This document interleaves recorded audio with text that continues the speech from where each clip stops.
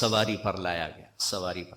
جب آگے جانا ہے تو اوپر والا جہان اسباب کا جہان نہیں ہے، وہ قدرت کا جہان ہے، تو براق وہاں باندھ دیا گیا، اور اگلا سفر اب براق کے بغیر نہیں، 2 نفل پڑھایا گیا۔ اچھا ایک اور عجیب واقعہ یاد آ گیا، اس رات بیت المقدس کا دروازہ بند کرنے کی پوری کوشش کی چوکیدار نے، دروازہ نہیں بند ہوا، تو اس نے مستری بلائے کہ یہ دروازہ نہیں بند ہو رہا، اور اپنے بڑے پادری کو بلایا کہ حضرت یہ دروازہ نہیں بند ہو رہا۔ تو مستریوں نے کہا کہ وہ ڈاٹ ہوتی تھی نا، ڈاٹ، کہ وہ تھوڑی سی نیچے آ گئی ہے، وہ اس نے پریشر اوپر ڈال دیا تو دروازہ بند نہیں ہوگا، صبح ٹھیک کر دوں گا۔ وہ جو بڑے پادری تھے نا، انہوں نے کہا بیٹا یہ ڈاٹ کا چکر نہیں، آج آخری نبی کی آمد ہے یہاں، یہ اس وجہ سے ان کے اکرام میں یہ دروازہ کھلا ہوا ہے، صبح خود ہی ٹھیک ہو جائے گا۔ یہ پادری بعد میں ایمان لے آئے تھے جب اللہ کے نبی نے دعوت نامہ بھیجا تھا، پھر ان کو عیسائیوں نے قتل بھی کر دیا تھا۔ وہاں آپ نے 2 نفل پڑھے۔ اب آپ نے اوپر جانا ہے تو مکہ سے بیت المقدس تک آپ بشریت میں ہیں، اور پھر یہاں سے اوپر جاتے ہیں تو سبحان الذی اسری بعبدہ، قرآن کی واحد سورہ جو سبحان سے شروع ہو رہی، سبحان الذی اسری، لفظ سبحان۔ سبحان میں کیا پیغام ہے کہ اللہ تمہارے قوانین سے پاک ہے، تمہارے مادی قوانین سے پاک ہے۔ مادے کا قانون یہ ہے کہ اس لباس میں کوئی سپیس میں نہیں جا سکتا، مادے کا قانون یہ ہے کہ اس لباس میں سپیس میں جاتے ہی پھٹ جائے گا، چونکہ جو ہمارے اوپر ہوا کا پریشر ہے، جب ہوا سے اوپر جائیں گے اور پریشر ریلیز ہوگا تو ہم خود بم بن کے پھٹ جائیں گے۔ ہر مرد عورت کے اوپر 280 من ہوا کا پریشر ہے، اس پریشر کو روکنے کے لیے ہمارے اندر پریشر ہے، جب ہم اوپر جائیں گے تو دھڑوں ایک دھماکہ ہوگا، چونکہ اوپر سے ہوا ہٹے گی تو ہم پھٹیں گے۔ اس پریشر کو مصنوعی طور پر راکٹ میں کریٹ کیا جاتا ہے، لباس کے اندر، اس کے اندر، تب ہم اوپر جاتے ہیں کہ تمہارا رب ان سارے قوانین سے پاک ہے، سبحان سبحان۔ اوپر جانے کے لیے آسرا چاہیے، جبریل نہیں نہیں نہیں، جبریل کا آسرا بھی نہیں چاہیے، سبحان تمہارے قانونوں کا محتاج نہیں ہے۔ اتنی لمبی کائنات میں رات کے اندر سفر پورا ہو جائے گا، کیسے ہوگا؟ نہیں ہو سکتا، ہو سکتا ہے، کیوں؟ سبحان کہ تیرا رب زمان کا بھی مالک ہے، مکان کا بھی مالک ہے۔ ٹائم کو روکنا، زمانے کو روکنا، مکان کو روکنا تمہارے لیے ناممکن ہے، تیرے رب کے لیے ممکن ہے۔ آئنسٹائن مر رہا تھا تو کسی نے کہا تیرے جیسا سائنسدان بھی مر رہا ہے، کہنے لگا ہاں، ٹائم سے باہر نکال دو تو میری موت نہیں ہوگی، موت سے بچ جاؤں گا، اور ٹائم سے باہر مجھے کون نکالے گا؟ اللہ نکال سکتا ہے، اللہ نکال سکتا ہے کہ وہ ٹائم کا بنانے والا ہے، وہ زمانے کا بنانے والا ہے، وہ وقت کا بنانے والا ہے۔ سبحان، صرف ایک صورت ہے جو سبحان سے شروع ہوتی ہے، سبحان، اور اس سبحان کے اندر یہ سارے پیغام ہے۔ پاک ذات، بے عیب ذات، تمہارے قوانین سے بالا تر ذات، تمہاری سوچ سے بالا تر ذات، الذی اسری بعبدہ۔ قریش کہنے لگے تم کیسے جا سکتے ہو؟ اللہ نے جواب دیا یہ تھوڑا ہی گئے تھے، میں لے کر گیا تھا۔ قریش نے کہا بغیر سواریوں پر اتنا وقت لگ جاتا ہے، تم بغیر سواری کے کیسے چلے گئے آ گئے؟ تو اللہ نے کہا یہ نہیں گئے، اسری بعبدہ، میں لے کر گیا، میں لے کر گیا۔ اور یہاں الف اور با کا جو جوڑ ہے، اسری اور بعبدہ، الف اور با، عربی گرامر میں اگر الف ہو تو با کی ضرورت نہیں، اسری عبدہ ہوگا، ٹھیک ہے؟ اور اگر با ہو تو الف کی ضرورت نہیں، سرا بعبدہ ہوگا۔ میری بات واضح ہوئی ہے نا؟ الف ہو نا، با کی ضرورت نہیں، اسرا عبدہ، اور اگر با ہو تو الف کی ضرورت نہیں، سرا بعبدہ۔ یہ الف اور با کا جوڑ کیوں ہے؟ یہ بتانے کے لیے کہ میں اللہ خود اپنے نبی کو لے کر گیا، اور بعبدہ ہی میں کیا اشارہ ہے؟ اب لوگ کون ہو کہ جی ہم کسٹم والے، میں کون ہوں جی؟ یہ جی مسجد والے، یہ کون ہے جی؟ یہ جی کپڑے والے۔ تو اللہ کہہ رہا ہے بعبدہ، یہ کون ہے؟ یہ میرا بندہ ہے، یہ میرا ہے اور میں ان کا ہوں، بعبدہ۔ اور الف اور با کے ساتھ اللہ فرما رہے ہیں کہ میں لے کر گیا، جبریل بھی نہیں لے کر گئے۔ اوپر کا جو آپ نے سفر کیا ہے وہ جبریل کا ہاتھ پکڑ کے نہیں، ان کے کندھوں پر بیٹھ کر نہیں، ان کے پروں پر بیٹھ کر نہیں، اللہ کی قدرت کن کے ساتھ آپ جبریل کے ساتھ گئے ہیں تو ملکیت کا لباس آپ کو پہنایا گیا اور اپنے ساری فضا کو پار کیا۔ آج یہ سائنس کا نیا علم آیا ہے کہ اگر کوئی سواری ٹائم کی رفتار سے زیادہ ہو جائے تو ٹائم اس کے لیے زیرو ہو جاتا، ٹائم زیرو ہو جاتا۔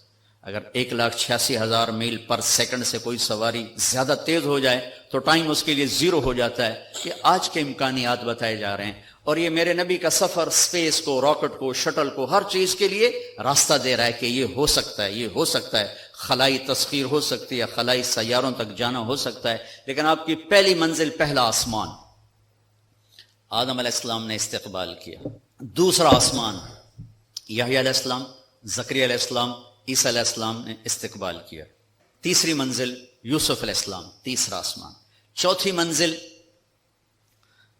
ادریس علیہ السلام، چوتھا آسمان، پانچویں منزل ہارون علیہ السلام، پانچواں آسمان، چھٹی منزل موسیٰ علیہ السلام، چھٹا آسمان، ساتویں منزل، ساتواں آسمان ابراہیم علیہ السلام۔ ہر آسمان پر نبی کھڑے ہوتے تھے پھولوں کے ہار لے کر، یہ میرا اضافہ ہے استقبال کے لیے، اور ہر نبی کہتے ہمارے بھائی آ گئے، ہمارے نبی آ گئے، ہمارے بھائی آ گئے، ہمارے نبی آ گئے۔ اب ساتویں آسمان پر پہنچے تو ریسیپشن کوئی نہیں۔ جب میں ابھی آیا تو سارے آپ کے افسران وہاں کھڑے ہوئے تھے، ریسیپشن۔ ساتویں آسمان پر ایک بڑے میاں، ایک بیت اللہ ہے، اس کی یوں ٹیک لگا کر نہ بیٹھے ہوئے اور اس طرح ہاتھ رکھ کے بیٹھے ہوئے، سفید داڑھی یہاں تک آ رہی، اور اس بیت اللہ کا طواف ہو رہا ہے، فرشتے طواف کر رہے۔ آپ پوچھتے ہیں یہ بڑے میاں کون ہیں، یہ بزرگ کون ہیں؟ تو جبریل کہتے ہیں یہ آپ کے دادا ابراہیم علیہ السلام۔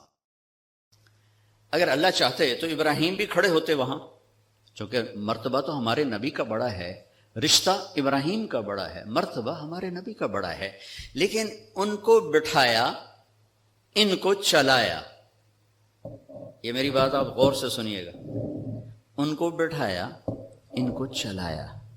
ساری کائنات حضرت ابراہیم علیہ السلام سے بھر جائے، ہمارے نبی کے برابر نہیں ہو سکتے۔ ساری کائنات ملائکہ سے بھر جائے، ہمارے نبی کے ایک بال کے برابر نہیں ہو سکتے۔ جس کو اللہ حبیب بنائے وہ کیا ہوگا، جس کے چہرے کی قسمیں والضحیٰ، جس کی زلفوں کی قسمیں واللیل اذا سجا، جس کے شہر کی قسم وہذا البلد الامین، جس پر اتری کتاب کی قسم قاف والقرآن المجید، جس کی جان کی قسم لعمرک انہم لفی سکرتہم یعمہون، جس کا وکیل صفائی بن کے قسم والنجم اذا ہوا ما ضل صاحبکم وما غوا، جس کو تسلیاں دینے کے لیے قسم والضحیٰ واللیل اذا سجا ما ودعک ربک وما قلا، جس کے بول کی قسم وقیل ہی یا رب ان ہؤلاء قوم لا یؤمنون، جس کو رحمت للعالمین کا ٹائٹل وما ارسلناک الا رحمت للعالمین وما ارسلناک الا کافۃ للناس بشیرا ونذیرا، جس سے اللہ لاڈ سے کبھی محمد، کبھی احمد، کبھی ماہی، کبھی حاشر، کبھی عاقب، کبھی فاتح، کبھی خاتم، کبھی ابو القاسم، کبھی طٰہٰ، کبھی یاسین، کبھی مزمل، کبھی مدثر، کبھی شاہد، کبھی مبشر، کبھی نذیر، کبھی داعی اللہ، کبھی سراج منیر۔ دیکھو تو صحیح اللہ کیا بیٹھے ہوئے ہیں، اور یہ کائنات کی عظیم ہستی آتے ہیں اور یہ ادھر جا رہے ہیں، وہ ادھر نہیں آ رہے کہ یہ باپ ہیں، یہ بیٹے ہیں، اور اس آگے جانے میں باپ کو عزت دینی ہے اور بیٹے نے گھٹنوں کو چھونا ہے، اور امت کو پیغام دینا ہے کہ رشتوں کا تقدس ہمیشہ باقی رکھنا ہوگا، چاہے آخری نبی ہی کیوں نہ ہو، چاہے آخری رسول ہی کیوں نہ ہو۔ رشتوں کو تولا نہیں جا سکتا، ناپا نہیں جا سکتا، پیسوں پہ نہیں تولنا، رشتہ رشتہ ہوتا ہے۔ یہ چلے، وہ کھڑے ہوئے۔ سارے نبیوں نے کہا بھائی آ گئے، ابراہیم نے کہا میرا بیٹا آ گیا، میرا بیٹا آ گیا، میرا بچہ آ گیا، میرے نبی آ گئے۔ نبی بھی کہا میرے نبی آ گئے، وہ کہا میرا بیٹا آ گیا، میرا بچہ آ گیا۔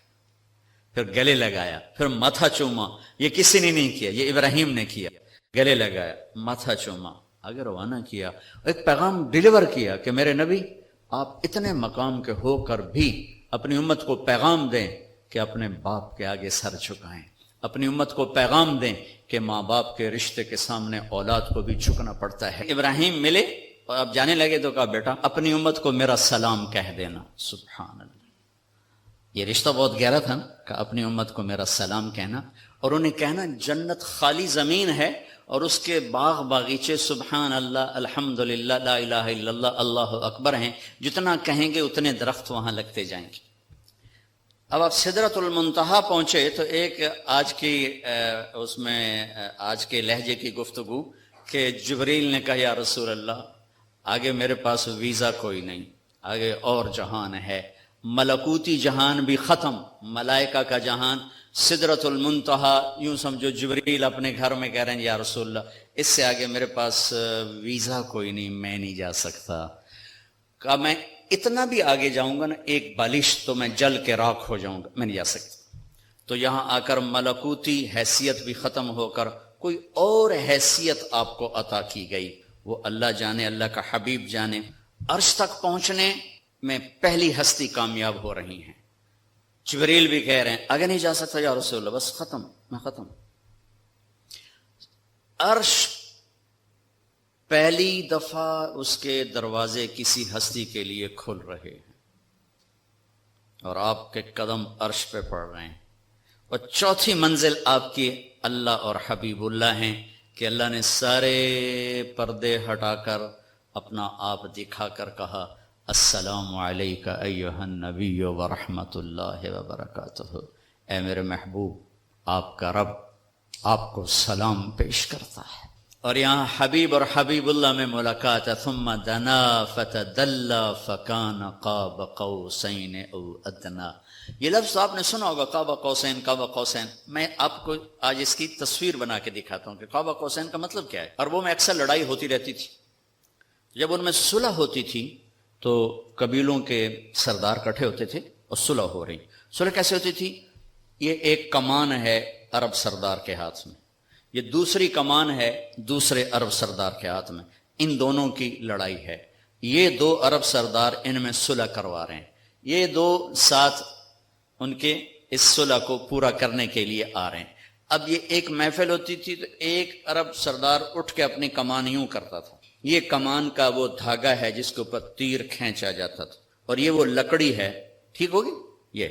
اب یہ یوں آ کر اپنی کمانوں کے سرے یوں ملا دیتے تھے. آپ دیکھ رہے ہیں سارے، یہ قوس، یہ قوس، قوس کہتے ہیں کمان کو، یہ قاب ہے، یہ قاب، قاب قوسین، دو کمانوں کی قاب، یہ اور یہ اور یہ قاب، اور یہ قوس، یہ قوس. تو اس ملنے کو عربی میں کہا جاتا ہے قاب قوسین، کہ اب جیسے دو کمانیں ان کے کنارے آپس میں مل گئے تو یہ سردار بھی آپس میں مل گئے، اب ان میں لڑائی نہیں ہوگی. اس محاورے کو اللہ نے اپنے اور حبیب اللہ کے لیے استعمال کیا، فکان قاب قوسین، کہ میرا حبیب میرے قریب ایسے ہوا جیسے دو کمانوں کے کنارے قریب ہوتے ہیں. اگلی عجیب بات بتاؤں، او ادنا، او ادنا، اس کی کیفیت صرف اللہ جانتا ہے کہ نہیں میرے حبیب اس سے بھی زیادہ میرے قریب ہو گئے. میرے بھائیوں اس ہستی کو آئیڈیل بنا کے چلو، مزے کرو گے اللہ کی قسم، اور آپ کی نسلیں مزے کریں گے. اگر آپ لوگوں کی جیبوں پہ ڈاکے ڈالتے رہے، نہ آپ سکھی رہو گے نہ آپ کی نسلیں سکھی رہیں گی. 60 کی دہائی کے ایک چیئرمین پورے مغربی پاکستان کے ہمارے قریبی رشتہ داروں میں تھے، انہوں نے حرام دولت کے ڈھیر لگا دی، پھر اچانک مر گئے.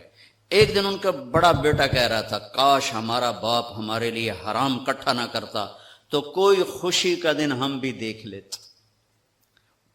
اور میں نے اس آدمی سے ان کانوں سے سنا، میں اج مر جاواں میری دھی نو کسے دی پرواہ کوئی نہیں. بیٹی کمزور ہوتی ہے نا، بیٹوں کا نام نہیں لیتا، بیٹی، میں اج مر جاواں میری دھی نو کسے دی پرواہ کوئی نہیں. ہائے ہائے ہائے. اس کا بیٹا کہہ رہا تھا کاش ہمارا باپ ہمارے لیے حرام اکٹھا نہ کرتا تو کوئی خوشی کا دن ہم بھی دیکھ لیتے. پیٹ پہ پتھر باندھ لیے کہ میری امت پیسے پر نہ بک جائے، چوپڑی روٹی پراٹھے اور انڈے پر نہ بک جائے. 3 دن کے فاقے برداشت کیے. آپ باغ میں تشریف لے گئے, کھجوریں گری پڑی تھی, گندی کھجوریں جو گر جاتی, آپ نے اٹھائی, ہائے ہائے وجہ کائنات, ساری کائنات جن کے لیے بنائی, ایک گندی کھجور صاف کر کے منہ میں رکھی. ایک صحابی ساتھ ہیں, عبداللہ تو نہیں کھاتا؟ کہ یا رسول اللہ مجھے بھوک نہیں. بھوک کا مسئلہ نہیں تھا, وہ کھجور کھانا مشکل تھا. جی مجھے بھوک نہیں. کہ عبداللہ مجھے بھوک ہے, آج 4تھا دن ہے میں نے کچھ نہیں کھایا, 4تھا دن, مجھے 8 بجے تک چائے نہ ملے میرے سر میں درد ہو جاتا ہے, اور جی میں چائے نہیں پیتی, سیرج پیڑ پہ گئی ہے. آج 4تھا دن ہے عبداللہ, میں نے کچھ نہیں کھایا. گری پڑی کھجور صاف کر کے کھائی. کسٹم والوں کو پیغام دیا ہے, پیسہ سب کچھ نہیں ہوتا ہے, انسانیت بہت بڑی معراج ہے. اللہ کا ترازو پیسے کو نہیں تولے گا, تیرے کردار کو تولے گا, تیری سچائی کو تولے گا, تیری دیانت کو تولے گا. اللہ اور حبیب اللہ کی ملاقات ہے, قاب قوسین او ادنا. پھر وہاں سے آپ کی واپسی ہوئی ہے تو 50 نمازیں لے کر واپس آئے. میں اللہ پہ قربان جاؤں, اللہ نے 5 دینی تھیں, 50 کیوں دی ہیں؟ نماز کی اہمیت بتانے کے لیے کہ نماز بڑی عظیم چیز. آگے آپ نے کچھ کہا ہی نہیں, چپ کر کے واپس آ گئے. تو میں نے کہیں پڑھا نہیں, لیکن مجھے لگتا ہے اللہ نے 6 آسمان پہ موسیٰ علیہ السلام کو کھڑا کر دیا, ہوگا چونکہ پڑھا ہوا نہیں, وجدان ہے. یا رسول اللہ, اللہ کی ملاقات کیسی رہی؟ بہت اچھی رہی. کیا ملا؟ کہ 50 نمازیں. کہا توبہ یا رسول اللہ یہ کون پڑھیں گے, اب واپس جا کے تھوڑی کم کروائیں. واپس گئے, 5 کٹ. پھر آگے موسیٰ کھڑے تھے, کتنی؟ 5. نہیں یا رسول, واپس جائیں. پھر 5. 9 چکر لگے, آنا جانا 5. صرف یہ بتانے کے لیے کہ کسٹم والوں, نماز بھی ایک بہت بڑا حکم ہے. جب 5 رہ گئیں تو موسیٰ علیہ السلام نے پھر کہا واپس جائیں, کوئی نہیں پڑھیں گے. آپ نے کہا مجھے شرم آتی ہے, اب 5 کم ہو رہے ہیں, اب جاؤں گا تو 5 کم ہو گئی تو پیچھے کیا بچا, میں نہیں جاتا. تو کہنے لگے چلو ٹھیک. میری امت پہ 2 نمازیں فرض تھیں, انہوں نے کوئی نہ پڑھی. یہ کسٹم والے 5 کتھوں پڑھنے, نے ایک نہیں پڑھنی, 5 کتھوں پڑھنی. میں کہا نہیں میں نہیں, بس اب ٹھیک. یہ پھر غیب سے آواز آئی اوپر سے, میرے حبیب آپ نے 5 قبول کی, ہمارے ہاں 50 ہی ہیں, آپ کی امت 1 پڑھے گی 10 لکھی جائیں گی, 1 پڑھے گی 10 لکھی جائے گی. تو یہ وہاں سے تحفہ لے کر آئے. وَلَقَدْ رَآهُ نَزْلَةً أُخْرَى عِنْدَ سِدْرَةِ الْمُنْتَهَى. پھر واپسی پہ جبریل سے پھر آپ کی ملاقات ہوئی, پھر وہاں سے واپس آئے اور پھر بیت المقدس پہنچے. پھر وہاں سے براق پہ سوار ہوئے اور صبح نہیں, اسی وقت آپ کے سردی کا زمانہ تھا, بستر کی گرمائش ابھی ختم نہیں ہوئی تھی کہ واپس اپنے بستر پر تشریف لے آئے.